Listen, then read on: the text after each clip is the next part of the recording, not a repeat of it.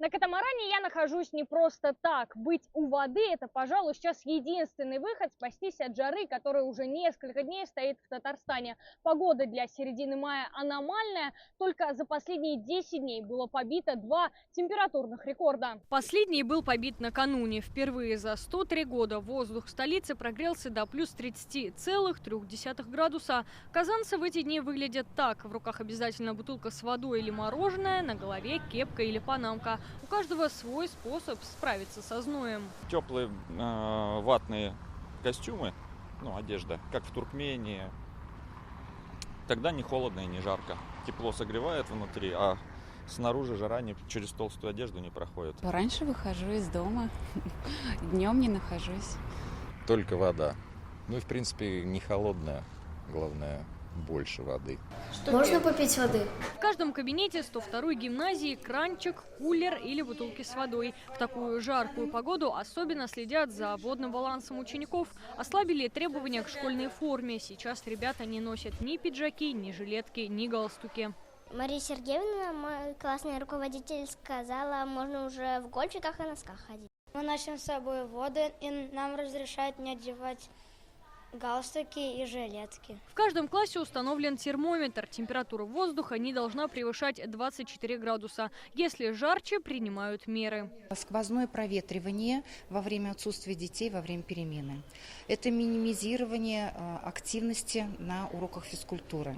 Питьевой режим осуществляем с использованием фильтра в определенных кабинетах. Это баллоны, установленные с чистой водой. Это питьевой фонтанчик для общего пользования. Жару не выдерживает дорожное покрытие. В соцсетях появилось видео, как растаявший асфальт намотало на колесо автомобиля. ГИБДД призывает отказаться от дальних поездок. В республике продолжает действовать штормовое предупреждение о высокой пожарной опасности лесов, а аграрии в ускоренном режиме стараются закончить посев. Температура сейчас на 9-11 градусов выше нормы. Такие значения метеорологи называют аномальными и опасными. Связана вот такая вот погода, такой характер погоды с устойчивым обширным антициклоном. Этот антициклон долгое время находится над нашей территорией, прогревался, и в результате такие значения были достигнуты. Быть аккуратными призывают и врачи, особенно людей с сахарным диабетом, дыхательными или сердечно-сосудистыми заболеваниями. Чтобы избежать солнечного удара, рекомендуют покрывать голову, пить больше воды, а лучше оставаться дома. Мы выходим из дома только по надобности, если это прям очень необходимо.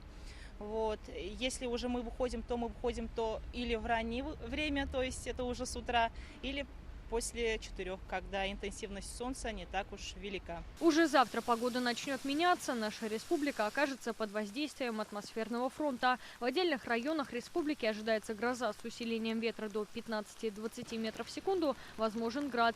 При этом будет также жарко, до плюс 31. Алена Струминская, Рамзиль Гарипов, ТНВ, Казань.